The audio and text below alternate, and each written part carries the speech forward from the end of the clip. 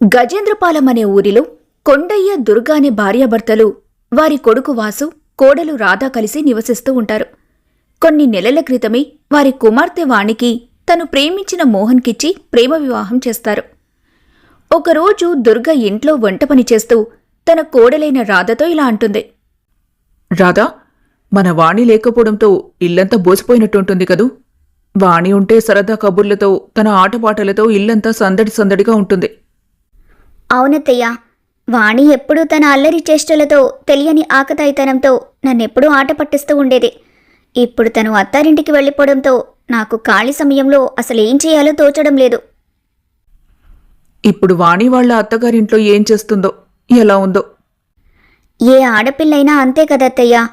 తన పుట్టింట్లో ఎంత గారాబంగా పెరిగినా అత్తింట్లో బాధ్యతలు మోయాల్సిందే కదా. అవును, అంతే కదా. కొన్ని రోజుల తర్వాత ఒకరోజు ఉదయాన్నే దుర్గా మరియు రాధ ఇంటి పనులు చేసుకుంటూ ఉండగా వాణి వస్తుంది. అప్పుడు దుర్గా, రాధ ఇలా అంటారు. రావాణి, ఇదేనా రావడం? ప్రయాణం బాగా జరిగిందా? ఇంత పొద్దున్నే వచ్చావేంటి? అయినా ఒక్కదానివే వచ్చావు, అల్లుడుగా రాలేదేంటి? ఏంటే మాట్లాడవు? మీ ఇంటరాగేషన్ పూర్తయిందా? అయితే నేను లోపలికి వెళ్తాను అని వాణి కోపంగా ఇంటి లోపలికి వెళ్ళిపోతుంది. అప్పుడు దుర్గా, రాధ ఇలా అనుకుంటారు. ఏంటమ్మా రాధా, వాణి ఏమీ మాట్లాడకుండా అలా లోపలికి వెళ్ళిపోతుంది. ఎప్పుడు మన ఇంటికొచ్చినా అల్లుడుగారు వాణి కలిసే వస్తారు. ఇప్పుడు ఇంత పొద్దున వాణి ఒక్కతే ఒంటరిగా వచ్చేసింది. నాకేదో భయంగా ఉంది. ఏం కాదులే అత్తయ్య, వాణి ఒక్కతే చాలా దూరం ప్రయాణం చేసి వచ్చింది కదా, అలసిపోయి ఉంటుంది. అందుకే అలా మాట్లాడి ఉంటుంది. మీరేం భయపడకండి. వాణి కాస్త విశ్రాంతి తీసుకున్న తర్వాత తనతో మాట్లాడదాం. మీరు ఎక్కువగా ఆలోచించకండి. అలాగే రాధా. కాసేపటికి దుర్గా వాణిని భోజనానికి పిలుస్తుంది. వాణి, నీకిష్టమని చేపల పులుసు చేశాను, భోజనం చేయడానికి రా. వాణి భోజనానికి వస్తుంది. అప్పుడు దుర్గా ఇలా అంటుంది. ఏమైంది వాణి? వచ్చినప్పటి నుండి ఏదో కోల్పోయిన దానిలా అలానే ఉన్నావు. అక్కడ ఏదైనా ఇబ్బందా? ఇప్పుడే చెప్పాలా, తిన్న తర్వాత చెప్పొచ్చా? ముందు నువ్వు తిను వాణి, తర్వాత తీరిగ్గా మాట్లాడుకుందాం. ఏంటత్తయ్య మీరు, తినేటప్పుడు ఎందుకు? తర్వాత తీరిగ్గా మాట్లాడుకుందాం కదా. వాణి భోజనం తినేసి తన గదిలోకి వెళ్ళిపోతుంటే రాధ ఆపి ఇలా అంటుంది. వాణి, ఇప్పుడైనా చెప్తావా అసలేం జరిగిందో? నాకు అక్కడ కాపురం చేయడం ఇష్టం లేదు. అందుకే తెగతింపులు చేసుకొని వచ్చేశాను. అక్కడ కాపురం చేయడం ఇష్టం లేదా? అతనితో కాపురం చేయడం ఇష్టం లేదా? అతనితో కలిసి అక్కడింకా ఉండలేననిపించింది. అందుకే తెగదింపులు చేసుకొని వచ్చేశాను. వాడిని భరించడం నా వల్ల కాదు. రోజు రోజుకు సాడిస్టేలా మారిపోతున్నాడు. కారణమేంటో చెప్పు వాణి. కారణం ఏమైనా కానీ నాకు ఎవరికి చెప్పాల్సిన అవసరం లేదు. నువ్వు చెప్తేనే కదా తెలుస్తుంది అసలు అక్కడ ఏం జరిగిందో. అవసరమైతే మావయ్య ఆయన వెళ్ళి మాట్లాడతారు. ఎవరూ ఏం మాట్లాడాల్సిన అవసరం లేదు. అసలు నాకు ఇంకా అక్కడికి వెళ్ళటం ఇష్టం లేదు. అదేంటమ్మా వాణి, మోహన్ నువ్వు ఇష్టపడి ప్రేమించిన అబ్బాయే కదా. మరి సమస్య ఏంటి? అబ్బాయి ఏమైనా వ్యసనపరుడా, లేక చెడు అలవాట్లు ఎక్కువగా ఉన్నాయా? చెప్పు, నీకేంటి సమస్య? చా, అదేం కాదు కానీ మోహన్ ప్రేమించినప్పుడున్నట్టుగా పెళ్లి చేసుకున్న తర్వాత లేడమ్మా. తనని సరిగ్గా అర్థం చేసుకోకుండా పెళ్లి చేసుకుని పొరపాటు చేశాను. అందుకే ఇప్పుడు అనుభవిస్తున్నాను. ఎవ్వరూ ఎప్పుడూ ఒకేలా ఉండరు కదా వాణి. కాలం మారుతుంది. కాలంతో పాటు మనం కూడా మారాలి. ఎదుటివారి ప్రవర్తన కొన్నిసార్లు మన ప్రవర్తనపై ఆధారపడి ఉంటుంది. ఎదుటివారు మన పట్ల ప్రవర్తించే తీరు మారిందంటే దానికి కారణం వారి పట్ల మన ప్రవర్తన తీరు కూడా మారి ఉండొచ్చు. అంటే ఏంటో దినా నువ్వనేది? నేను ఏ కారణం లేకుండా గొడవ పెట్టుకున్నానని నీ ఉద్దేశమా?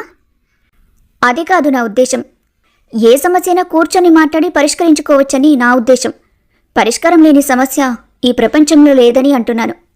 ఇంతకీ మీ ఆయనకు చెప్పే వచ్చావు కదా? లేదు, అంత చెప్పాల్సిన అవసరం లేదు. చెప్పినా నా మాట ఎవరు వినరు అక్కడ. అదేంటి, అలా చెప్పా పెట్టకుండా వచ్చేస్తే వాళ్ళు కంగారు పడతారు కదా. అంత కంగారు పడేవాళ్ళు ఎవరూ లేరక్కడ. ఏంటి, ఏమడిగినా అలా తలతిక్కగా మాట్లాడుతున్నావు? చూడువాణి, అక్కడ ఏం జరిగిందో కాస్త అర్థమయ్యేలా వివరంగా చెప్పు. దానికి పరిష్కారం మనం ఆలోచిద్దాం. నేను ఎవరికీ ఏం చెప్పను. చెప్పాల్సిన అవసరం కూడా నాకు లేదు. ఎవరు ఏమి పరిష్కరించాల్సిన అవసరం అంతకన్నా లేదు. చూడమ్మా రాధా, మనమేం చెప్పినా అది వినదు. మనం అడిగినా కూడా అది మనకు ఏం చెప్పదు. సాయంత్రం వాళ్ళ నాన్న అన్నయ్య వచ్చిన తర్వాత చూద్దాం, వదిలే. సరే అత్తయ్య. సాయంత్రానికి దుర్గ భర్త కొండయ్య, కొడుకు వాసు పొలం నుంచి ఇంటికొస్తారు. ఇంట్లో వాణిని చూసి కొండయ్య, వాసు ఇలా అంటారు. అరే వాణి, నువ్వెప్పుడొచ్చావు? ఏంటి అలా చిక్కిపోయావు? కిందటిసారిలాగా 4 రోజులు కాకుండా ఓసారి ఓ 10 రోజులు ఉండాలి తల్లి. ఓసే దుర్గా, సాయంత్రం అమ్మాయికి ఇష్టమైన జున్ను వండు, అమ్మాయి తింటుంది. 10 రోజుల దాకా కాదు, ఇంక పూర్తిగా ఇక్కడే ఉంటుందట. ఆ ఇంటికి ఇక వెళ్ళదట. అదేంటో మీరే కనుక్కోండి. వెళ్ళకపోవడం ఏంటమ్మా? అసలు ఏం జరిగిందక్కడ? మోహన్ ఏమైనా అన్నాడా, లేక మావయ్య గారేమైనా తిట్టారా? కొండయ్య వాణిని దగ్గరికి పిలిచి ఇలా అంటాడు. ఏమ్మా వాణి, ఏమైంది? నాకైనా చెప్పు, అసలు అక్కడ ఏం జరిగిందో. నాకు వాడితో ఇంకా కుదరదు నాన్న. వాడిని భరించడం నా వల్ల కాదు. వాడంటే ఎవడమ్మా? మీ ఇంట్లో పనివాడా? అదే నాన్న, ఆ మోహన్. ఓహో, అక్కడి దాకా వచ్చిందా వ్యవహారం? అసలేంటమ్మా మీ మధ్య గొడవ? ముందెవరు మొదలుపెట్టారు? నాకు నచ్చింది ఏది చెయ్యడు. అన్నీ తనకి నచ్చినవే చేస్తాడు. నా అభిప్రాయాల్ని అస్సలు గౌరవించడు. నీకు నచ్చినట్టుంటాడు, నీకు నచ్చింది చేస్తాడు. నీ అభిప్రాయాలకు తగినవాడనే కదా నువ్వే ప్రేమించి పెళ్లి చేసుకున్నావు. ఇప్పుడు అలా అంటే ఎలా? అదే నాన్న, నాకు అర్థం కావట్లేదు. నాకింతకుముందు తెలిసిన మోహన్ వేరు, ఇప్పుడు చూస్తున్న మోహన్ వేరు. ఎందుకిలా ఉంటున్నాడో తెలియటం లేదు. సరే అయితే ఇప్పుడు ఏం చేద్దామనుకుంటున్నావు మరి? కొంతకాలం ఇక్కడే గడిపి ఆ తర్వాత విడాకులు తీసుకోవడానికి అప్లై చేస్తాను. సరే కానివ్వు. ముందు ప్రేమ అన్నావు, తర్వాత పెళ్ళన్నావు, ఇప్పుడు విడాకులు అంటున్నావు. అంతా నీ ఇష్టమైపోయింది. సరే, ఎలా జరగాలనుంటే అలాగే జరుగుతుంది. అప్పుడు వాసు ఇలా అంటాడు. విడాకులంటే ఇంటికి మామిడాకులు కట్టినంత సులువు కాదు. కనీసం పెళ్ళై ఏడాది కూడా కాలేదు, అప్పుడే విడాకులంటే ఎవరిస్తారు నీకు? అది నా ఇష్టం. నేను ఎలాగోలా విడాకులు తెచ్చుకుంటాను. అసలు నిన్ను కాదు, నాన్నననాలి. వద్దు అని చెప్పినా వినకుండా కాలేజీ, చదువులు అని, సెల్ ఫోన్ అని అడ్డమైన పెంపకాలు పెంచాడు. నేను ముందే చెప్పాను, తెలిసిన వాళ్లకిచ్చి పెళ్లి చేద్దామని. అప్పుడు నా మాట వినలేదు. నా కూతుర్ని ప్రేమించిన వాడికే ఇచ్చి చేస్తానని చేశాడు. ఇప్పుడు అనుభవించండి అని అక్కడ్నుంచి వెళ్ళిపోతాడు వాసు. కాసేపటికి ఇంట్లో ఫోన్ మోగుతుంది. ఆ ఫోన్ మోహన్ ఇచ్చేస్తాడు. ఆ ఫోన్ తీసిన వాసు ఇలా అంటాడు. హలో, ఎవరు? బావా, నేను మోహన్ని. చెప్పు బావా. ఉదయం నుంచి వాణి కనిపించడం లేదు. తెలిసిన వాళ్ళందరినీ అడిగాను, అన్ని చోట్ల వెతికాను, కాని ఎక్కడా ఆచూకీ కనిపించలేదు. అందుకే కంగారొచ్చి నీకు కాల్ చేశాను. నువ్వేం కంగారు పడకు. వాణి మన ఇంట్లోనే ఉంది. అసలు చెప్పా పెట్టకుండా వచ్చేసేంత గొడవ ఏం జరిగింది మీ ఇద్దరి మధ్యలో? దాన్ని అడిగితే అదేం చెప్పడం లేదు. వాణికి ఎదుటి మనిషిని, వారి మనసుని అర్థం చేసుకోదు. అన్నీ తనకి నచ్చినట్టే జరగాలంటుంది. సంసారం అన్నాక కొన్ని సర్దుబాట్లు తప్పవు, కానీ ఆమె అది అర్థం చేసుకోవట్లేదు. నిన్న రాత్రి మా ఇద్దరి మధ్య మాట పెరిగింది. పోనీలే చిన్నపిల్ల, తెలుసుకుంటుంది అనుకుంటుంటే వాణి అస్సలు తగ్గకుండా నా సహనాన్ని రెచ్చగొడుతూనే ఉంది. ఇంకా మాటలు భరించడం నా వల్ల కాలేదు. వాణిపై చేయి చేసుకున్నాను. అది తప్పే, కానీ నా వల్ల కాలేదు. జరిగింది తెలుసుకుని మా నాన్న కూడా తిడుతున్నారు. నాకిప్పుడు ఏం చేయాలో అర్థం కావట్లేదు. కానీ వాణి నాకు కావాలి. సరే, ఈ పరిస్థితుల్లో కొన్నాళ్లు మీరిద్దరూ దూరంగా ఉండటమే మంచిది. తరువాత ఏం చేయాలో చూద్దాం. సరే బావా అని ఫోన్ పెట్టేస్తాడు మోహన్. నెలలు గడుస్తున్నా కాని వాణికి తన అత్తారింటికి వెళ్లాలనే ఆలోచన లేకుండా పుట్టింట్లోనే కాలక్షేపం చేస్తుంటుంది. ఒకరోజు దుర్గ ఒక్కతే దిగులుగా కూర్చుని ఉంటుంది. ఏదో ఆలోచిస్తూ ఉంటుంది. దుర్గను చూసిన రాధ, ఏంటత్తయ్యా అలా దిగులుగా కూర్చొనున్నారు? నా దిగులంతా ఒకటేనమ్మా రాధా. వాణి పచ్చని పండంటి కాపురాన్ని వదిలేసి వచ్చింది. మళ్లీ వెళ్ళి చక్కగా సంసారం చేసుకుందామని ఆలోచన లేకుండా ఏం పట్టనట్టుంటుంది. ఒకవైపు విడాకులు తీసుకుంటానంటుంది. అటు అల్లుడు గారి వైపు నుండి కూడా ఇంతవరకు ఎలాంటి సమాచారం లేదు. కూతురి జీవితం కళ్ల ముందే నాశనమవుతుంటే నా వల్ల కావట్లేదు. నేను ఏం చేయలేని పరిస్థితి. మీరు ఏం బాధపడకండి అత్తయ్యా. వాణిని సరిచేసి గాడిలో ఎలా పెట్టాలో నేను చూసుకుంటాను. వాణి కాపురం చక్కదిద్దే బాధ్యత నాది. సరిగ్గా నెల తిరిగేలోపు మీ అల్లుణ్ణి, కూతుర్ని ఒక్కటి చేస్తాను. ఆ పని చెయ్యమ్మా, చచ్చి నీ కడుపును పుడతాను. రాధ ఎలాగైనా సరే వాణికి నచ్చజెప్పి తన కాపురం నిలబెట్టాలని నిశ్చయించుకొని వాణితో మాట్లాడటానికి వెళ్తుంది.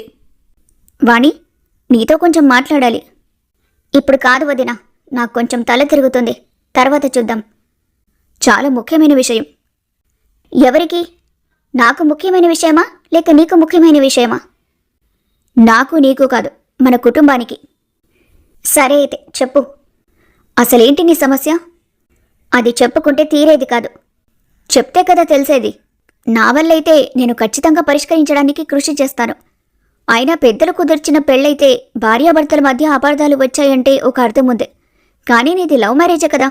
ఒకరినొకరు ఇష్టపడి, ఒకరి మనసు ఒకరు తెలుసుకుని, ఒకరి అభిప్రాయాలు ఒకరితో పంచుకొని మరి పెళ్లి చేసుకున్న మీరు, మీ మధ్య విభేదాలు రావడం ఏంటి? మోహన్ నాకు పరిచయమైనప్పుడు ఉన్నట్టుగా ప్రేమించినప్పుడు లేడు, ప్రేమించినప్పుడు ఉన్నట్టుగా పెళ్లి చేసుకున్న తర్వాత లేడు. తనలో ఏం నచ్చిందని ప్రేమించాను, పెళ్లి చేసుకున్న తర్వాత అదే నాకు తనలో కనబడలేదు. అదేంటని అడిగితే తన దగ్గర సమాధానం లేదు. ఎవరూ ఎప్పుడు ఒకేలా ఉండరు కదా వాణి. ఆ వయసులో ఉన్నట్టుగా ఇప్పుడు పరిస్థితులుండవు. ఇప్పుడున్నట్టు మన వృద్ధాప్యంలో ఉండవు. కాబట్టి మన చుట్టూ ఉన్న పరిస్థితిని బట్టి మనం కూడా మారితే ఎలాంటి సమస్యలు రావు. నీకేంటి, బంగారం లాంటి మా అన్నయ్య దొరికాడు. నువ్వు ఎలా ఉన్నా ఏం చేసినా వాడు సర్దుకుపోతాడు. మరి నువ్వు కూడా మోహన్ ఏం చేసినా ఎలా ఉన్నా సర్దుకుపోవచ్చు కదా. అది నా వల్ల కాదు, నేను నాకు నచ్చినట్టుంటాను. నీకు మీ అన్నయ్య ఒక అన్నగానే తెలుసు, కానీ నిజానికి ఈ భర్తలందరూ ఒక్కటే. మా ఇన్నాళ్ల వైవాహిక జీవితంలో మీ అన్నయ్య నాతో ప్రేమగా గడిపిన ఒక్కరోజు కూడా లేదు. అంతెందుకు, నువ్వు భోజనం చేశావా అని ప్రేమగా అడిగింది కూడా లేదు. అలా అని మీ అన్నయ్య చెడ్డవాడు కాదు, భర్త అంతే. భర్త అలానే ఉంటాడు. వాళ్ళకి ప్రేమించడం తెలుసు, ప్రేమను చూపించడం తెలీదు. బాధ్యత తెలుసు, బాధ పెట్టడం తెలీదు. మన కోసం, మన పిల్లల్ని సంతోషంగా ఉంచడం కోసం తమ వ్యక్తిగత జీవితాన్ని కోల్పోయేవాడే భర్త. అంతేలే, ఒకరి జీవితం ఇంకొకరికి పూలదారిలా కనిపిస్తుంది, కానీ ఎవరి జీవితం వాళ్ళకి ముళ్ళదారే. నువ్వు ఎన్ని చెప్పినా నా మనసు మారదు. ఇది నా ఇల్లు, నాకు నచ్చినట్టుంటాను. నన్ను ఇలా ఉండు అలా ఉండు అని చెప్పే అధికారం నీకుందేమో, కానీ నన్ను వెళ్ళిపోమ్మనే హక్కు నీకు లేదు. అయినా నా కన్నవాళ్లకే లేని బాధ నీకెందుకు? నీ హద్దుల్లో నువ్వుంటే నీకే మంచిది. ఇంక వాణి తను ఏం చెప్పినా వినదని గ్రహించి రాధ అక్కడ్నుంచి వెళ్ళిపోతుంది. తరువాత రోజు రాధ తన భర్తైన వాసుతో ఇలా అంటుంది. ఏవండి, అత్తయ్యగారు వాణి గురించి చాలా బాధపడుతున్నారు. ఇప్పుడు వాణికి ఏమైందని? బాగానే ఉందిగా? బాగానే ఉందండి, కానీ ఎంతకాలం ఇలా అని తను కూడా ఒక ఇంటికి ఇల్లాలని మర్చిపోయి ఇక్కడ ఇలాగే గడిపేస్తే తనకి బాగానే గడిచిపోతుంది. కానీ అక్కడ వాళ్ళ అత్తగారింట్లో మోహన్ పరిస్థితి ఏంటి? సరే అయితే ఇప్పుడు ఏం చేద్దాం మరి? వాణి మనసు మార్చి ఎలాగైనా తనని మళ్లీ కాపురానికి పంపిస్తే బాగుంటుందని అత్తయ్య నేను అనుకుంటున్నాం.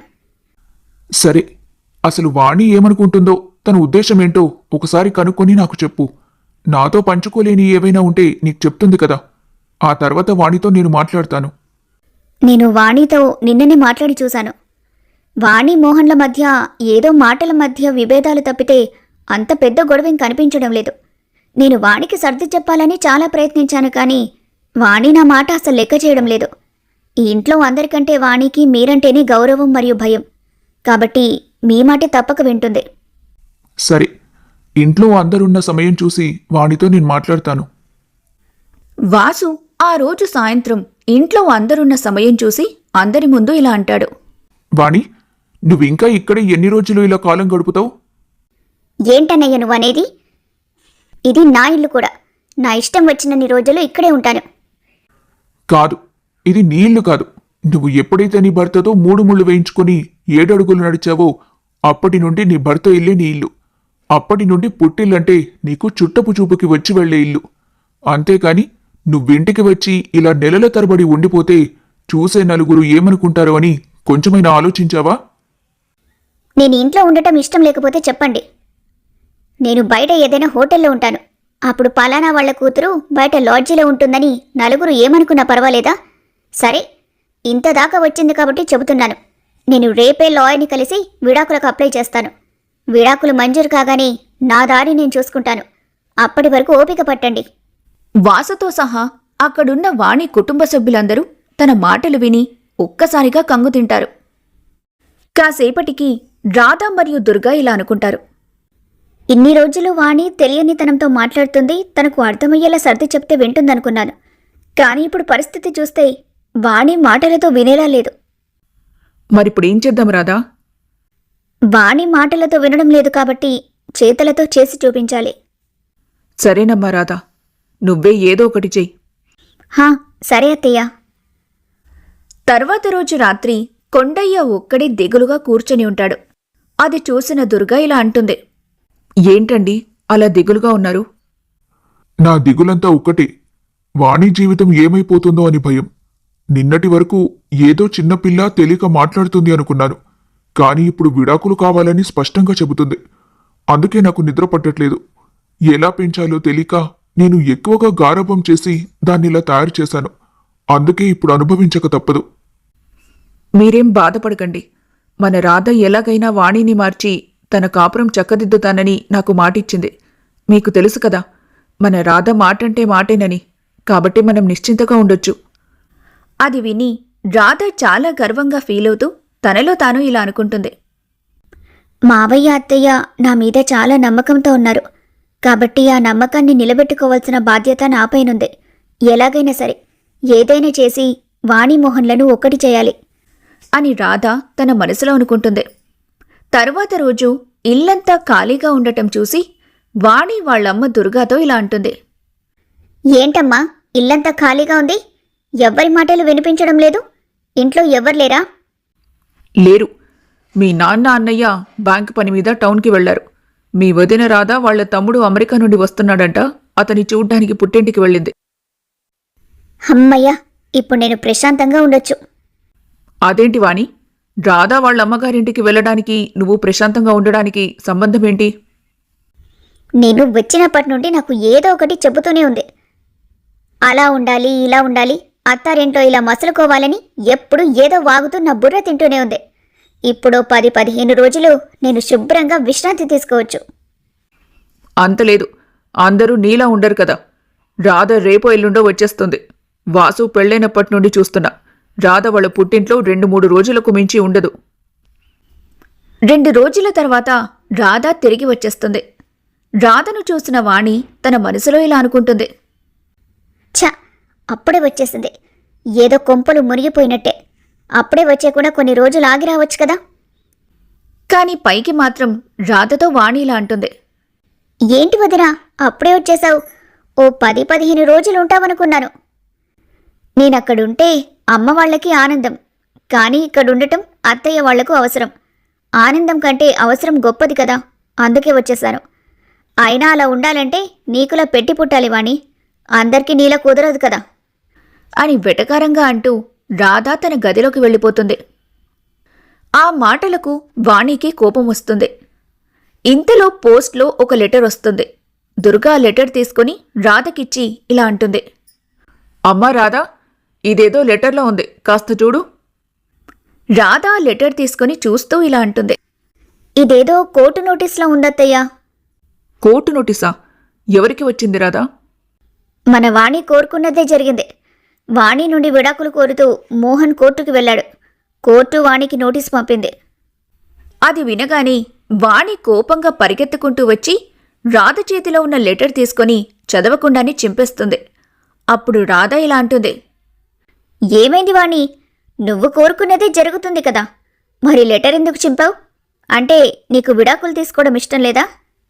అదేం కాదు, ముందు విడాకుల నోటీసు నేను పంపించాలనుకున్నాను. కానీ ఇప్పుడు వాడు ముందు పంపించాడు. ఇక్కడ కూడా వాడు అనుకున్నదే చేశాడు. అందుకే కోపంతో చింపేశాను. అదేంటి వాణి, నోటీస్ నువ్వు ముందు పంపిస్తే ఏంటి, మోహన్ ముందు పంపిస్తే ఏంటి? నీకు కావాల్సింది విడాకులే కదా. అతను ఇస్తానన్నప్పుడు నీకు తీసుకోవడానికి ఏంటి? అంత సులభంగా విడాకులు తీసుకుంటే ఏముంటుంది? వాడిని చెప్పులరిగేలా కోర్టు చుట్టూ తిప్పి అప్పుడు తీసుకుంటే ఉంటుంది మజా. నీకు విడాకుల కేసు వ్యవహారం తెలియదనుకుంటా. మోహన్ చెప్పులరిగేలా తిరిగితే నువ్వు కూడా అలాగే తిరగాల్సి ఉంటుంది. ఇది విన్న వాణి కోపంగా లోపలికి వెళ్ళిపోతుంది. అప్పుడు దుర్గా మరియు రాధ ఇలా అనుకుంటారు. చూసారా అత్తయ్య, మన వాణి మోహన్ పేరు చెప్పగానే ఎలా పరిగెత్తుకొచ్చిందో? వాణికి మోహన్ అంటే ఇష్టం ఉంది. కానీ ఆ ఇష్టాన్ని ద్వేషం ముసుగుతో కప్పేస్తుంది. మనం ఇప్పుడు వాణిలో ఆ ద్వేషం అనే ముసుగును తీసేస్తే సరిపోతుందత్తయ్య. అదంతా సరే కాని ఇప్పుడు అల్లుడు గారు కూడా విడాకులు కావాలని నోటీసులు పంపించారు కదా, మరి తనని ఎలా మార్చడం? అయ్యో అత్తయ్య, అవి కోర్టు నోటీసులు కాదు, అవి నేనే పంపించాను. వాణి చదివితే అర్థమయ్యేది, కానీ చదవకుండా చింపేయటం వల్ల వాణికి తెలియలేదు. తర్వాత రోజు ఉదయాన్నే జనాభా లెక్కలు వేసే ప్రభుత్వ అధికారి ఇంటికి వచ్చి ఇలా అంటాడు. ఎవరండి ఇంట్లో? చెప్పండి, ఏం కావాలి? నేను జనాభా లెక్కల అధికారిని. మీ ఇంట్లో మొత్తం ఎంతమంది ఉంటారో చెప్తారా? నేను, మా ఆయన, మా అత్తయ్య గారు, మావయ్య గారు, మొత్తం 4. సరే అండి. అని 4 పేర్లు రాసుకుని వెళ్ళిపోతాడతను. తర్వాత వాణి వచ్చి ఇలా అంటుంది. అదేంటో దినా, ఇంట్లో మొత్తం 5 ఉంటే నువ్వు 4 అని చెప్పావు. అదేంటి, 4 కదా. మరి నేను? నువ్వెలా ఈ ఇంటి మనిషి అవుతావు? ఎప్పుడైతే పెళ్ళయి అత్తారింటికి వెళ్ళావో అప్పటి నుండి నువ్వు అక్కడ మనిషి అవుతావు. అదంతా నాకు తెలీదు. ఇది నా ఇల్లు, నేనిక్కడే ఉంటున్నాను కాబట్టి నేను ఈ ఇంటికే చెందుతాను. నువ్విలా అర్థం పర్థం లేకుండా మాట్లాడితే నాకు చిరాకొస్తుంది. ఇదెలా నీ ఇల్లు అవుతుంది? ఇది నా ఇల్లు, నా హక్కు. నువ్వు ఎక్కువగా మాట్లాడితే నిన్ను బయటికి గెంటాల్సి వస్తుంది. నన్ను గెంటుతావా? అమ్మా చూడు, నన్ను ఇంట్లోంచి నెట్టేస్తుందంట. ఈ ఇల్లు తనదంట. మరి తనదే కదా ఇల్లు. నా తర్వాత ఇంటి బాధ్యతలు నిర్వర్తించేది రాధే కాబట్టి ఇంటి యజమాని రాధే అవుతుంది. నువ్వెలా అవుతావు? ఇంటిపై నీకు ఎలాంటి హక్కు లేదు. ఆ మాటతో వాణి తన మనసులో ఇలా అనుకుంటుంది. నేనేదైనా తప్పు చేస్తున్నానా? అక్కడి నుండి వచ్చేసి తప్పు చేశానా అని తనలో తానే ఆలోచించుకుంటూ కూర్చుంటుంది. తర్వాత రోజు వాణి ఇంట్లో ఖాళీగా ఉండి బోర్ కొట్టి అపార్థం అనే ఒక పుస్తకం చదువుతుంది. ఆ పుస్తకం చివర్లో ఇలా ఉంటుంది. ఏదైనా బంధం విడిపోవడానికి వచ్చిందంటే అది ఖచ్చితంగా అపార్థం వల్లే. ప్రతి అపార్థంలోనూ ఒక అర్థం చేసుకోలేని తనం ఉంటుంది. కొన్నిసార్లు ఆ అపార్థం వల్ల తమ బంధాలను శాశ్వతంగా కోల్పోవచ్చు. కాబట్టి జరిగిందేదైనా అపార్థంతో కాకుండా ఒక్కసారి ఎదుటివారు చెప్పేది అర్థం చేసుకోవడానికి ప్రయత్నించండి. అప్పుడు మీరు ఆలోచించే విధానమే మీకు తప్పనిపిస్తుంది. అది చదివిన వాణి తన మనసులో ఇలా అనుకుంటుంది. అసలు నేను ఆలోచిస్తుంది సరైందేనా, లేదా అపార్థానికి అర్థం చేసుకోలేని తనానికి మధ్యలో కోట్లాడుతున్నానా? నాకు అసలేం అర్థం కావటం లేదు. ఎందుకో కంగారు పడుతున్నానేమో అనిపిస్తుంది. మోహన్ కూడా ఎప్పుడూ అంటూ ఉంటాడు కదా, నాకు చిన్నపిల్ల లక్షణాలు పోలేదని. ఇంకా అదే చిన్నపిల్లల మెచ్యూరిటీతో ఆలోచిస్తున్నానా?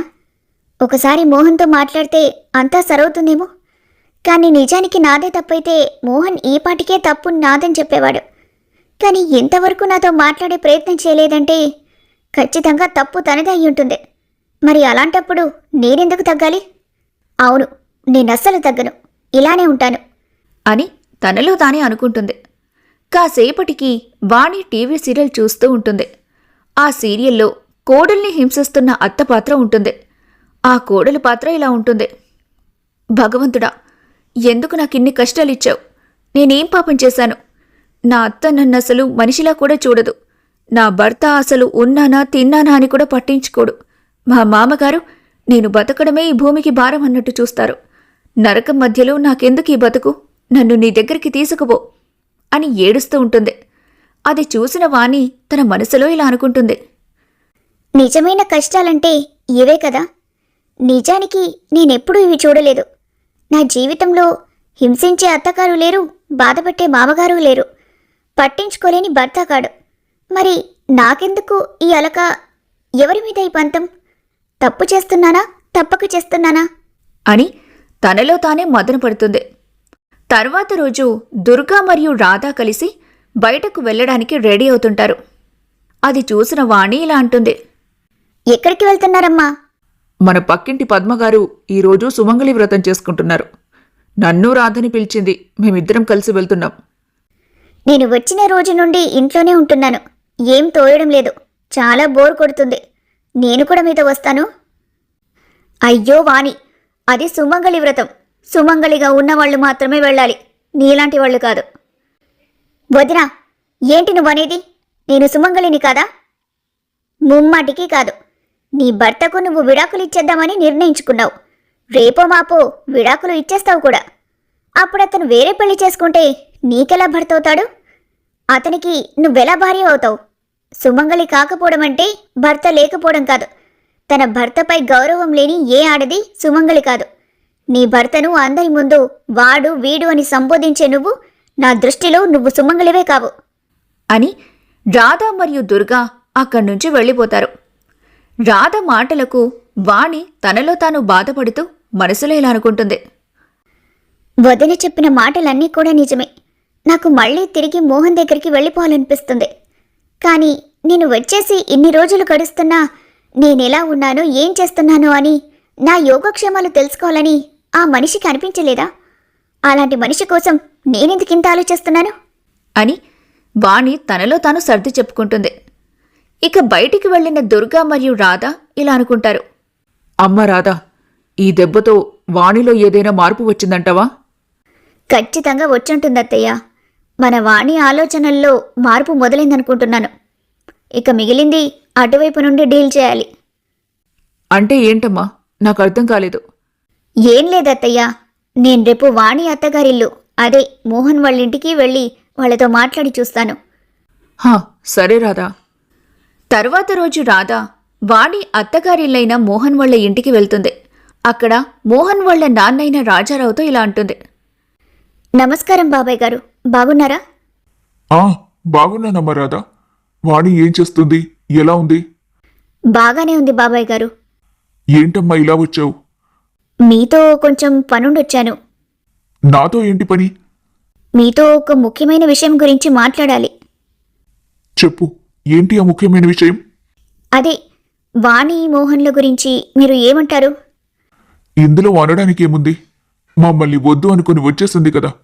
తన ఇష్టానికి ప్రేమించి తన ఇష్టాన్ని పెళ్లి చేసుకొని ఇప్పుడు ఇష్టం లేదని వెళ్ళిపోవడానికి ఇది జీవితం, సినిమా కాదు. ఏదో చిన్నపిల్ల తెలియక చేసింది, క్షమించండి. మీరు కూడా ఏంటి బాబాయ్ గారు? నిజానికి వాణి చాలా మంచమ్మాయమ్మ. కూతురు లేని చిమ్మ చీకటి లాంటి మా ఇంటికి తను పున్నమ్మి వెలుగునిచ్చే చందమం అవుతుంది అనుకున్నాను. కానీ నా ఊహ ఇలా అర్థాంతరంగా ముగిసిపోతుందనుకోలేదు. మరి మేము నచ్చలేదో, కూతుర్ని పెంచిన అనుభవం మాకు లేనందుకు అలా చెప్పకుండా వెళ్ళిపోయింది. అయిపోయిందేదో అయిపోయింది. తనని మార్చి ఒప్పించి తీసుకొచ్చే బాధ్యత నాదే. మీరేమంటారు? అనడానికి ఏముందమ్మా?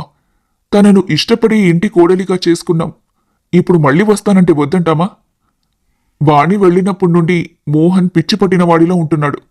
పోనీ వాడి కోసమైనా మీ ఇంటికి వచ్చి మీ మావయ్య కొండయ్య గారితో మాట్లాడతామంటే తప్పన్నాక ఇద్దరి వైపు ఉంటుంది. అలాంటప్పుడు నేను వచ్చి మాట్లాడడానికి నా ఆత్మాభిమానం అడ్డొస్తుంది. అందుకే ఏం చేయలేక ఎలా జరగాలుంటే అలా జరుగుతుందని నేను మౌనంగా ఉండిపోయాను. సరే బాబాయ్, మీరొకసారి మా ఇంటికొచ్చి నేను చెప్పినట్టు చేయండి. దెబ్బకి వారం రోజుల్లో వాణి మీ ఇంట్లో ఉంటుంది అని రాధ రాజారావుకి చెవిలో ఏదో చెప్తుంది. అలాగేనమ్మా రాధా, తప్పకుండా వస్తాను. రేపే మీ ఇంటికొచ్చి నువ్వు చెప్పినట్టే చేస్తాను. మరుసటి రోజు వీళ్ల ఇంటికి రాజారావు వస్తాడు. రాజారావును చూసిన దుర్గా ఇలా అంటుంది. రండన్నయ్య గారు, ఇదేనా రావటం? అవును, నేను మీ మర్యాదల కోసం రాలేదు. 2 రోజుల క్రితం ఒక కోర్టు నోటీస్ పంపించాను. అది మీకు అందలేదని నాకు తెలిసింది. అందుకే ఉన్న విషయం చెబుదామని నేనే స్వయంగా వచ్చాను. దేని గురించి అన్నయ్య గారు? వాళ్ళంటే చిన్నపిల్లలు, ఏదో తెలియనితనంతో మాట్లాడతారు. మీరు కూడా ఏంటి? అంత తెలియకుండా ఈ రోజుల్లో ఎవరూ లేరు దుర్గా. అసలు వాణి సమస్య ఏంటో నాకు అప్పుడే చెప్తే నేనక్కడే పరిష్కరించేవాణ్ణి. అంతేకాని ఎవరికీ చెప్పకుండా తనంతట తాను వచ్చేస్తే ఏంటర్థం? ఇంతలో రాధ ఇలా అంటుంది. అసలు మీ ఇంట్లో ఏం జరుగుతుందో తెలుసుకోలేనంత బిజీగా ఉన్నారా? మీ ఇంట్లో దీపం పెట్టడానికి వచ్చిన కోడలు చెప్పా పెట్టకుండా వచ్చేసిందంటే ఏంటి దాని అర్థం? మీకు అర్థం కావట్లేదా? ఇంతలో లోపల నుండి వాణి ఇలా అంటుంది. వదినా, మావయ్య గారిని ఏమనొద్దు. నువ్వు ఊరుకోవాణి, నీకేం తెలీదు. అసలు దీనంతటికీ కారణం ఈ రాజారావే. ఏంటి నువ్వనేది? నేను దీనికి కారణమేంటి? అవును, నువ్వే కారణం. ఇంట్లో ఏం జరుగుతుందో తెలుసుకోలేనంత బిజీగా ఏం చేస్తున్నారు అని రాజారావు మరియు రాధ ముందుగా వేసుకున్న పథకం ప్రకారం వాణి ముందు రాజారావుని తక్కువ చేసి మాట్లాడుతుంది. అప్పుడు రాజారావు ఇలా అంటాడు. సరే, నన్ను ఎన్నేసి మాటలంటున్నా పడుతున్నా ఇంతవరకు వచ్చింది కాబట్టి వచ్చిన విషయం చెబుతున్నా. మీరు కోర్టు నోటీస్ని చింపేసినా సరే, విడాకులకు అంగీకరించకపోయినా సరే, నేను నా కొడుకు మోహన్కి మళ్ళీ పెళ్లి చేసి తీరుతాను.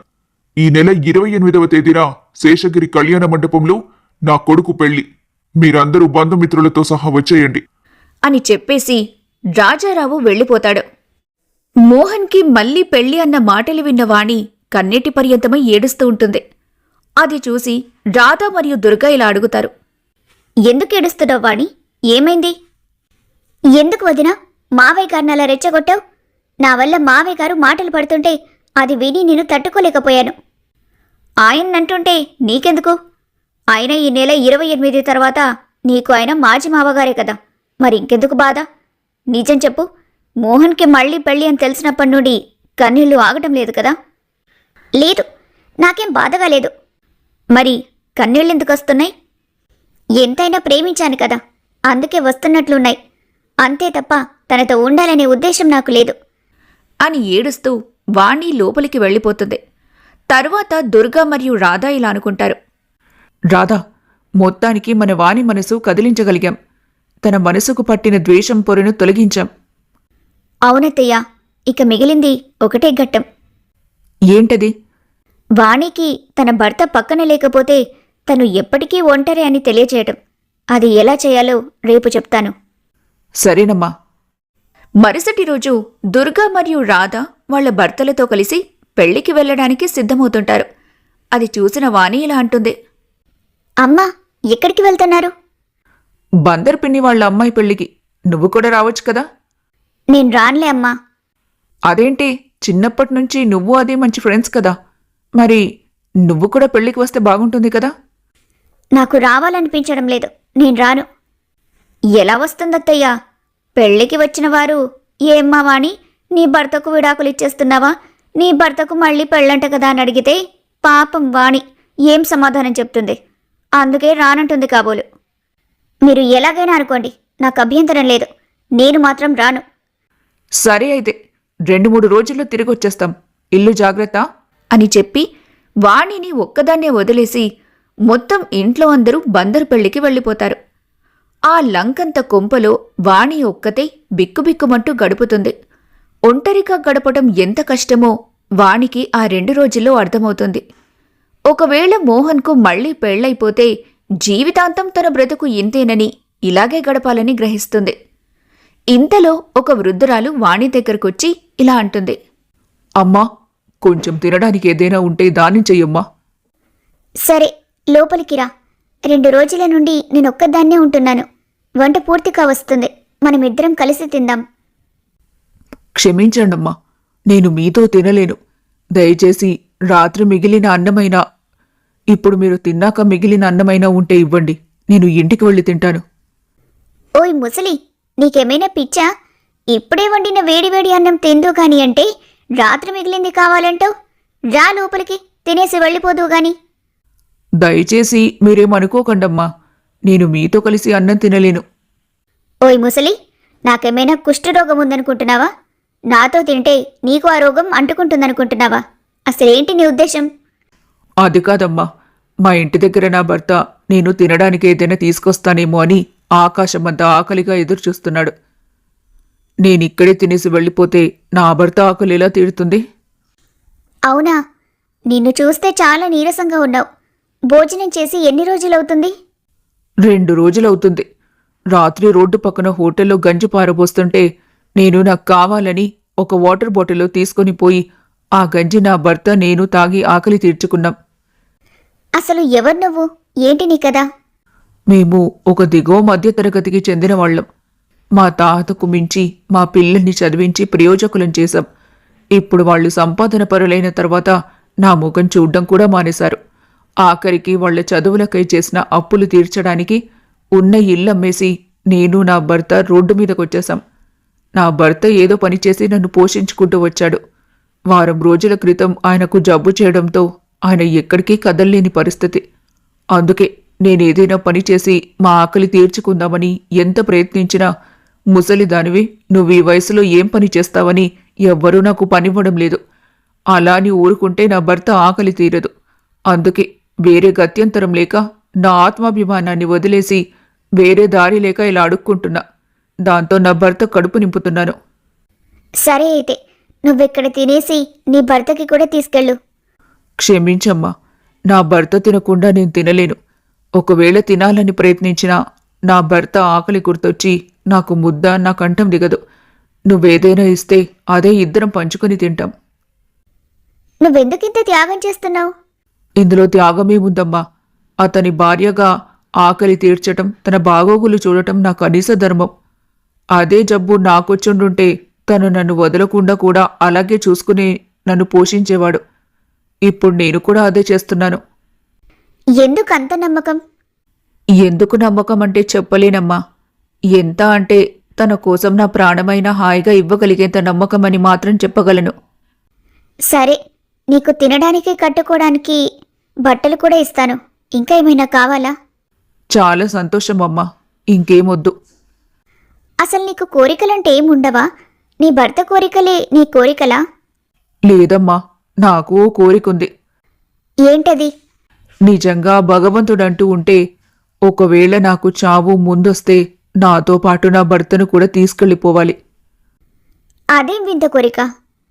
ఎందుకంటే నేను ముందే చనిపోయి వెళ్ళిపోతే నా భర్త ఎవరూ లేని అనాథ అయిపోతాడు, అందుకే. అని ఆ వృద్ధురాలు అంటుంది. ఆ వృద్ధురాలి మాటలు విన్న వాణి ఒక్కసారిగా కన్నీళ్లు చెమర్చుకుంటూ తన మనసులో ఇలా అనుకుంటుంది. ఇది కదా ప్రేమంటే, ఇది కదా త్యాగం అంటే, ఇదే కదా నమ్మకం అంటే, ఇదే కదా జీవితం అంటే. నాకిప్పుడు వెంటనే మోహన్తో మాట్లాడాలని ఉంది, కానీ నేనేం చేయలేని పరిస్థితి అని బాధపడుతూ ఉంటుంది. మరుసటి రోజు పెళ్లికి వెళ్లిన వాళ్ళందరూ ఇంటికి తిరిగొచ్చేస్తారు. అప్పుడు వాణి ఇలా అంటుంది. అమ్మా, పెళ్ళి ఎలా జరిగింది? బాగానే జరిగిందే. మన వాళ్ళందరూ వచ్చారు. అందరూ నిన్ను అడిగారు. నా గురించి అడగడానికి ఏముందిలే అమ్మా, ఇక నాకంటూ నేనే మిగిలాను. పెళ్ళంటే గుర్తొచ్చింది, మీ ఆయన పెళ్ళి రేపే కదూ? అది వినగానే వాణి మాట్లాడకుండా తన గదిలోకి వెళ్ళిపోతుంది. ఆ రోజు రాత్రి వాణి తన గదిలో ఒక్కతే కూర్చొని ఏడుస్తూ ఉంటుంది. అది చూసిన రాధ ఇలా అంటుంది. ఏమైంది వాణి, ఎందుకు ఏడుస్తున్నావు? అయిపోయింది వదినా, ఇంక నా జీవితం ముగిసిపోయింది. రేపే మోహన్కి 2వ పెళ్ళి. అయితే ఏంటి, నువ్వు ఎలానో విడాకులు ఇస్తానంటున్నావు కదా, మరి అతని పెళ్ళైతే నీకెందుకు? ముందు ఆవేశంతో విడాకులు తీసుకోవాలనుకున్న మాట నిజమే, కానీ తర్వాత అర్థమైంది ఒంటరిగా బ్రతకడం ఎంత కష్టమో. ఆ వృద్ధురాలు మాటలు విన్న తర్వాత జీవితం మీద ఒక కొత్త ఆశ కలిగింది. ఇంతకుముందు మోహన్ నా పక్కనున్నప్పుడు నాకు ఏవేవో కావాలనిపించేవి, కానీ ఇప్పుడు మోహనే నా పక్కనుంటే చాలు, ఇంకేం అక్కర్లేదనిపిస్తుంది. తనని చూస్తూ జీవితాంతం బతికేయగలనని నమ్మకం వచ్చింది. తీరా ఇప్పుడు అదే మాట తనతో చెప్దామంటే తనే నాకు కాకుండా పోతున్నాడు. ఇక నేను బ్రతికి మాత్రం ఏం చేయగలను వదినా? పిచ్చిపిల్ల, అవే మాటలు. నువ్వు మోహన్ని ఎంత మిస్ అవుతున్నావో నాకు అర్థమైందే. అయినా లోపల ఎంత ప్రేమ పెట్టుకుని పైకి మాత్రం ఎందుకు నటిస్తున్నావు? రేపు మనం ఆ పెళ్లి జరిగే మండపానికి వెళ్దాం. మోహన్తోనూ మీ మామయ్యతోనూ నేను మాట్లాడి ఒప్పిస్తాను. సరే వదినా. ఆ రోజు రాత్రి దుర్గా మరియు రాధ ఇంట్లో ఇలా అనుకుంటారు. అమ్మా రాధా, మొత్తానికి వాణిని మార్చగలిగావు. ఇక మిగిలింది వారిద్దరినీ కలపడం. అవునత్తయ్య, మిగిలింది వాణి మోహన్లను కలపటమే. అది రేపే జరుగుతుంది. తరువాత రోజు వాణి, దుర్గా మరియు రాధ ఆ కళ్యాణ మండపం దగ్గరికి వెళ్తారు. అక్కడ వాణి ఇలా అంటుంది. వదినా, పెళ్ళైపోయినట్టుంది. ఇక్కడ ఎవరూ లేరు. నువ్వు కంగారు పడకు, నేను చూస్తాను. అదిగో అక్కడ మీ మావయ్య ఉన్నారు. నన్ను క్షమించండి మావయ్య గారు. తెలిసి తెలియని తనంతో నేను చాలా తప్పు చేశాను. మిమ్మల్ని, మీ అబ్బాయిని చాలా బాధ పెట్టాను. దయచేసి నన్ను క్షమించండి. మరేం పర్వాలేదమ్మా. మొదటి నుండి మా ఇంట్లో వాడతనం లేకపోవడంతో నీకు కొంచెం కష్టంగా ఉంటుందని గ్రహించలేకపోయాం. నేను ఇబ్బంది పెట్టినందుకు నన్ను కూడా మన్నించు తల్లి. మావయ్య, మరి మోహన్ పెళ్ళి? అదేం లేదమ్మా. నిన్ను ఎలాగైనా కదిలించి నీలో ఉన్న ప్రేమను బయటకు తేవాలని మీ వదిన రాధ నేను కలిసి ఆడిన డ్రామా. అంతేకాని మా మోహన్ మనసులో నువ్వు తప్ప ఎవ్వరూ లేరు. వాడెప్పటికీ నీవాడే. అరే మోహన్, మీ ఆవిడ నీ కోసం ఎదురు చూస్తోంది, ఇలా రా అని పిలవటంతో మోహన్